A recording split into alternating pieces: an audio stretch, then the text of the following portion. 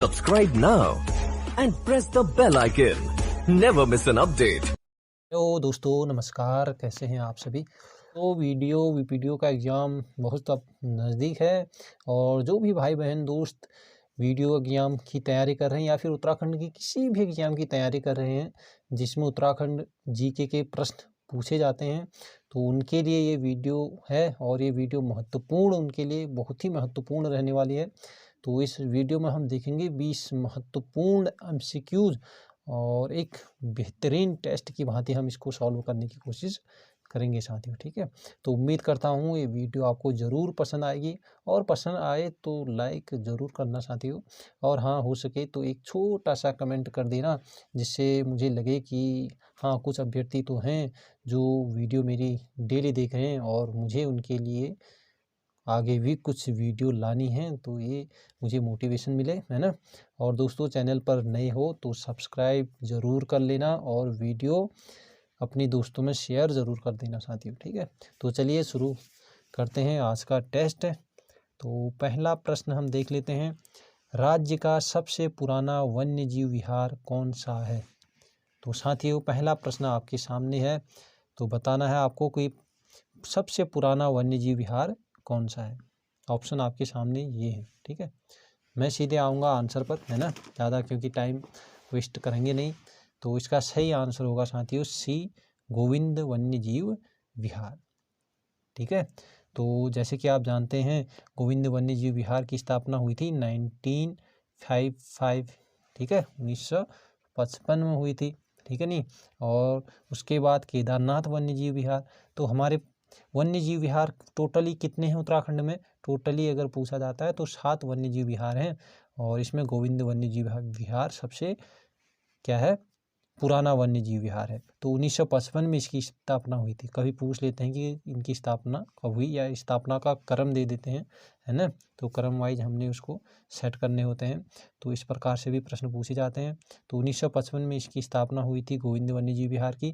केदारनाथ वन्य जीव विहार की स्थापना हुई थी 1972 में, 1972 में। कई बार पूछ लेते हैं क्वेश्चन, ठीक है। और ये सबसे बड़ा वन्य जीव विहार भी है, ठीक। केदारनाथ वन्य जीव विहार क्या है, सबसे बड़ा वन्य जीव विहार है। इसके बाद अस्कोट वन्य जीव विहार की अगर हम बात करें तो इसकी स्थापना हुई थी 1986 में हुई थी, ठीक है, 1986 में। और ये कहाँ है अस्कोट, अस्कोट आप जानते हैं पिथौरागढ़ में है ना। और केदार वन्य जीव विहार कहाँ है, ये चमोली में है, ठीक है। चमोली में कुछ भाग रुद्रप्रयाग में भी फैला हुआ है, ठीक है। तो केदारनाथ वन्य जीव विहार चमोली में है और अस्कोट आप जानते हैं पिथौरागढ़ में है। और गोविंद वन्य जीव विहार की अगर बात होती है तो ये उत्तरकाशी में है, ठीक है। ये कहाँ है, उत्तरकाशी में है। और नंधौर वन्य जीव विहार सबसे नया वन्य जीव विहार है, ठीक है। तो ये 2012 में इसकी स्थापना हुई है और ये नैनीताल में है, ठीक।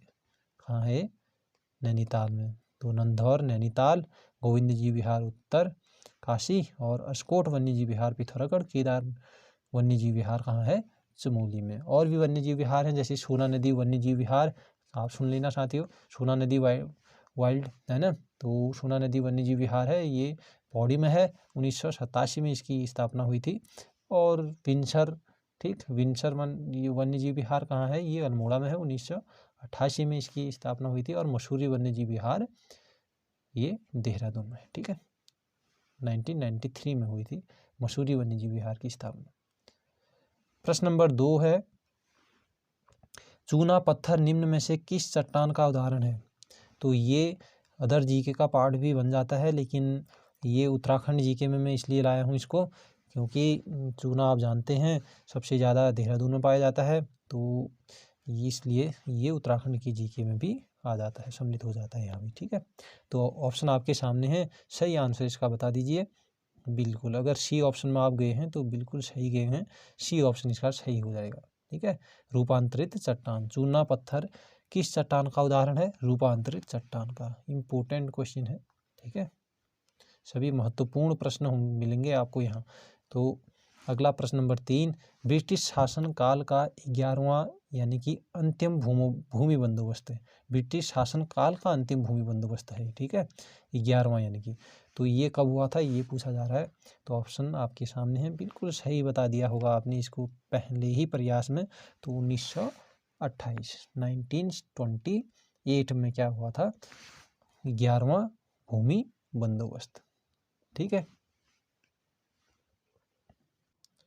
और ये किसके नेतृत्व में संपन्न हुआ था, ये हुआ था इबर्टसन। ठीक है, इबर्टसन, इसको इबर्टसन का भूमि बंदोबस्त भी कह देते हैं हम। ठीक है, विकेट बंदोबस्त भी आप लोगों ने सुना होगा नाम, है ना। विकेट बंदोबस्त नवा भूमि बंदोबस्त था।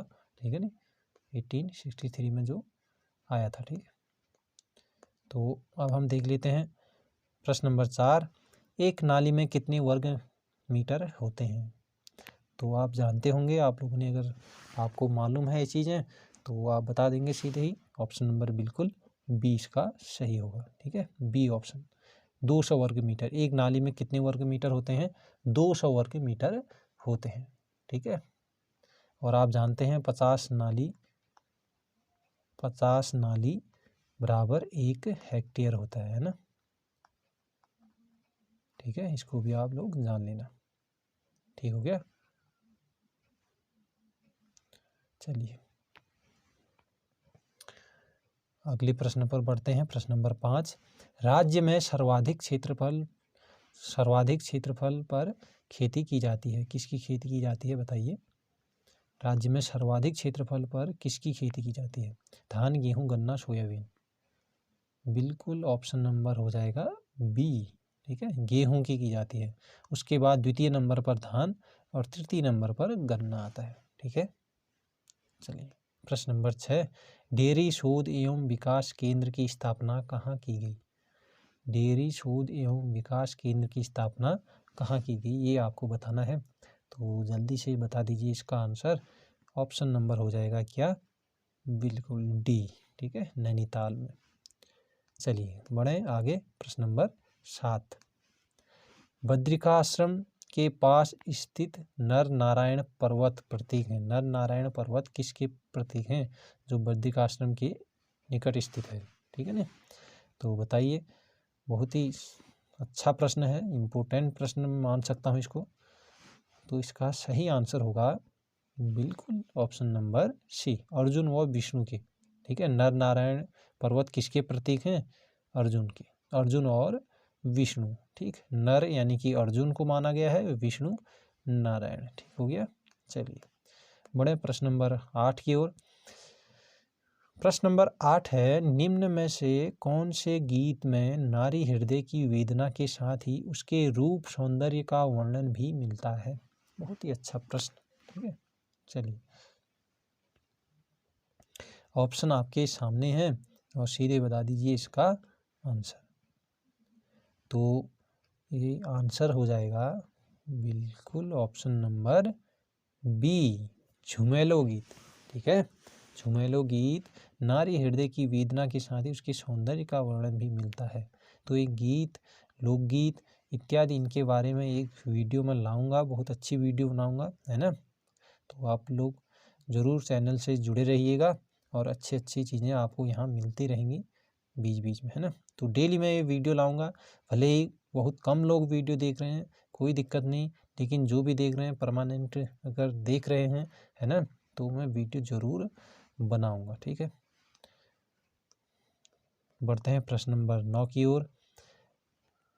निम्न में से कौन सा मेला धनुष बाणों से रोमांचकारी युद्ध के लिए प्रसिद्ध है। धनुष बाणों के रोमांचकारी युद्ध के लिए प्रसिद्ध मेला कौन सा है, ये पूछा जा रहा है। तो ऑप्शन आपके सामने ये रहे और इसका सही आंसर होगा लड़ीधुरा मेला नहीं होगा। ठीक है, अब बताइए कौन सा होगा, डी, विश्व मेला। ठीक है, कौन होगा, विश्व मेला। ठीक है, और आप लोगों ने कमेंट बॉक्स में बताना है कि विश्व मेला कहाँ लगता है। ठीक है, चलिए प्रश्न नंबर 10, नंदा राजात यात्रा यानी कि नंदा राजा यात्रा कहाँ से शुरू होती है? नौटी की, है ना, नौटी की नंदा देवी मंदिर से शुरू होती है। तो उससे होमकुंड तक की कुल लंबाई कितनी किलोमीटर है? यानी कि होमकुंड पर यहाँ पर समाप्त होती है नंदा राजा, ठीक है। तो ये कुल कितने किलोमीटर की ये पद यात्रा होती है, ये पूछा जा रहा है, बताइए। ऑप्शन आपके सामने है, बताइए सही आंसर। बिल्कुल ऑप्शन नंबर सी में गए हैं, तो बिल्कुल सही गए हैं। 280 किलोमीटर की यात्रा होती है, ठीक है। नंदा राजा यात्रा कहाँ से शुरू होती है? नौटी की नंदा देवी मंदिर से होती है और होमकुंड तक होती है, ठीक है। इसकी लंबाई 280 किलोमीटर होती है। कितने दिन की ये पद यात्रा होती है, ये आप लोग एक कमेंट बॉक्स में कर देना, ठीक है। प्रश्न नंबर 11, कुमाऊं का बैरम खान किसे कहा जाता है? बहुत ही अच्छा प्रश्न है। कुमाऊं का बैरम खान किसे कहा जाता है, बताइए। ऑप्शन सामने रहे तो इसका सही आंसर होगा ए ऑप्शन, बिल्कुल। शिवदत्त जोशी, शिवदत्त जोशी कुमाऊं का बैरम खान कहा जाता है, ठीक है। ना ही यशोधर मणिपाल, ना ही हर्षदेव जोशी, ना देवीचंद। तो आप ध्यान देना, शिवदत्त जोशी को क्या कहा जाता है? कुमाऊं का बैरम खान। चलिए बढ़ते हैं प्रश्न नंबर 12 की ओर। प्रश्न नंबर 12 है, देबू किसका सेनापति था? बहुत ही अच्छा प्रश्न है। देबू किसका सेनापति था, आपने बताना है, ठीक। ऑप्शन बताइएगा कौन सा ऑप्शन सही होगा इसका। ऑप्शन नंबर सी सही हो जाएगा, ठीक है। सी में अगर गए हैं तो आप बिल्कुल सही गए हैं। बहुत अच्छी तैयारी है आप लोगों की, ठीक है। चलिए, तो आप जानते हैं रुद्रचंद्र, तो रुद्रचंद्र का जो सेनापति था उसका नाम क्या था? पुरुषोत्तम पंत, है ना, पुरुषोत्तम, ठीक है, पुरुषोत्तम पंत हो गया, ठीक हो गया। और गुरु ज्ञान चंद्र तो आप जानते हैं, नीलू कठायत जी, ठीक है, नीलू कठायत, ठीक है, आप देख लेना ऐसे ही, ठीक। तो नीलू कठायत हो गया। और कप्पू चौहान, देबू कप्पू चौहान का सेनापति देबू हो गया। और महीपति शाह तो आप जानते हैं, माधो सिंह भंडारी, माधो सिंह भंडारी, इनको भी पूछ लेंगे कभी, ठीक है, पूछ सकते हैं। नीलू कठायत किसका सेनापति था, तो आप बताओगे ज्ञानचंद्र का, ठीक है। और माधो सिंह भंडारी, महीपति शाह, ठीक हो गया। चलिए बढ़ते हैं प्रश्न नंबर 13, सर्वाधिक दशकीय वृद्धि दर वाला जिला कौन सा है, ये बताना है 2011 की जनगणना के अनुसार, ठीक है।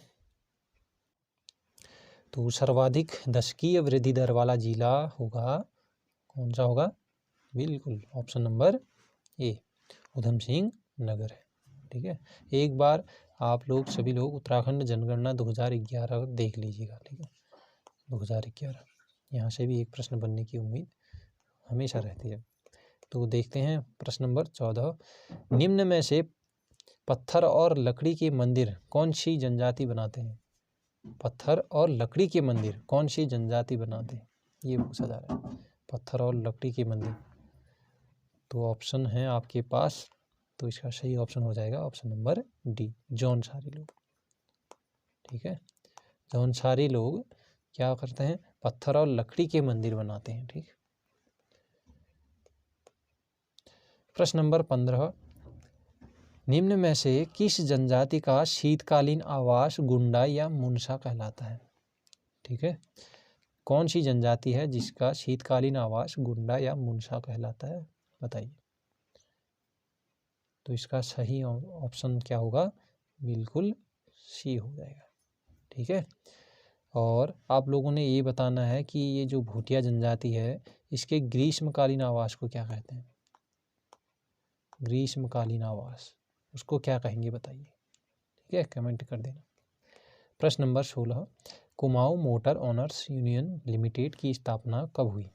Kumaon motor owners union limited की स्थापना कब हुई, ये पूछा जा रहा है। तो इसका सही ऑप्शन हो जाएगा ऑप्शन नंबर बी, ठीक है, 1939 को, ठीक हो गया।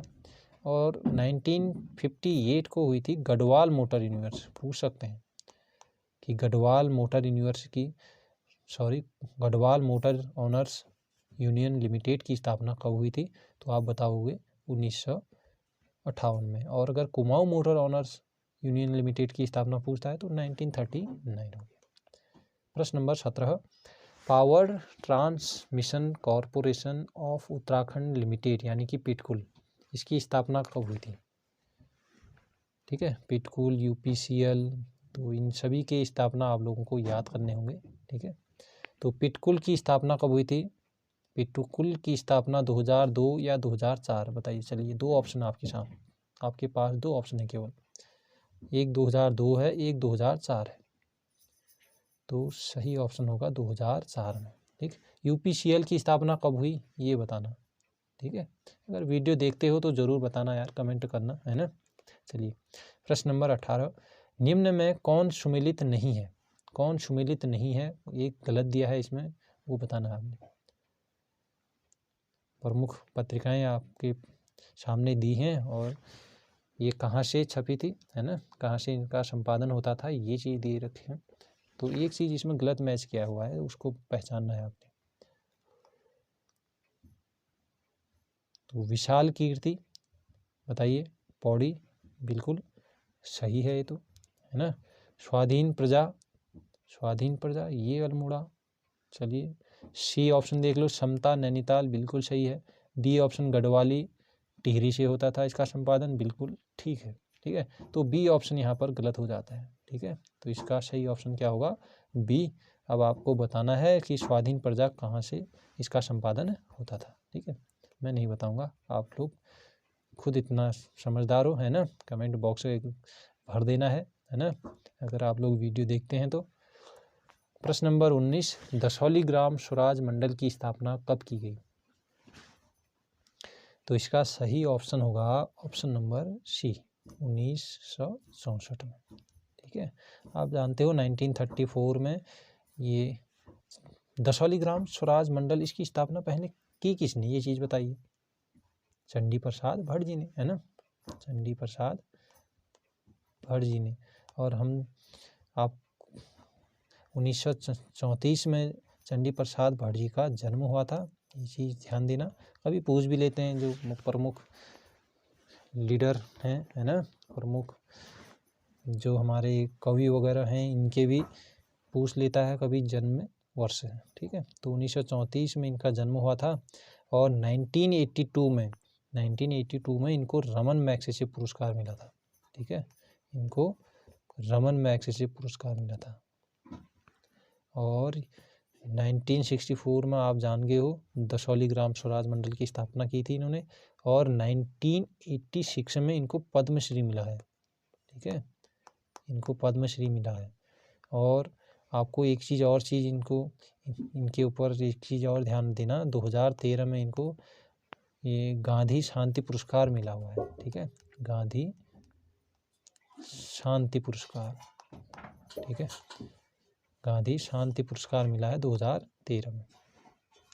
ठीक, तो आज का अंतिम प्रश्न, और वीडियो कैसी लगी, प्रश्न कैसे लगे, तो ऐसी वीडियो आपको आगे से और कंटिन्यू चाहिए या फिर नहीं, ये चीज़ भी आप लोग कमेंट बॉक्स में ज़रूर कमेंट कर देना। ठीक है, तो शेरवुड कॉलेज नैनीताल की स्थापना कब की गई, ये है आज का अंतिम प्रश्न।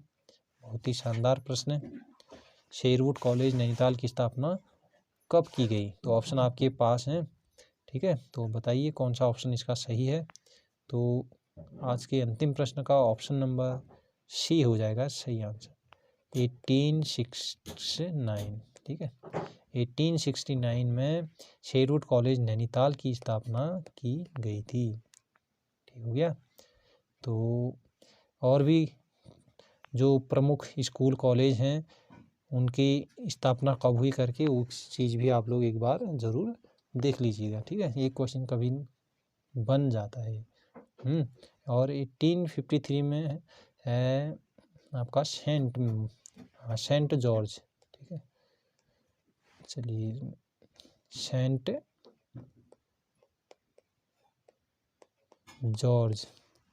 जॉर्ज कॉलेज मसूरी में, मसूरी आप जानते हैं देहरादून में, है ना। तो सेंट जॉर्ज मसूरी कॉलेज की स्थापना हुई थी 1853 में। और 1871 में स्थापना हुई थी अल्मोड़ा में आपके किसकी, हाँ, रैमजी की, ठीक है, रैमजी की स्थापना हुई थी। 1869 आप जान गए हो, शेरवुड कॉलेज नैनीताल की स्थापना हुई थी। और 1934 में हुई थी Saint Joseph academy, Saint Joseph academy, ठीक है, Saint Joseph academy, Saint Joseph academy, ये देहरादून में है, ठीक है। तो ये आज की वीडियो कैसी लगी दोस्तों, एक बार ज़रूर बता देना, ठीक है। तो वीडियो में अंत तक बने रहने के लिए आपका बहुत बहुत धन्यवाद। आगे और ऐसे ही वीडियो के साथ हम आगे मिलेंगे।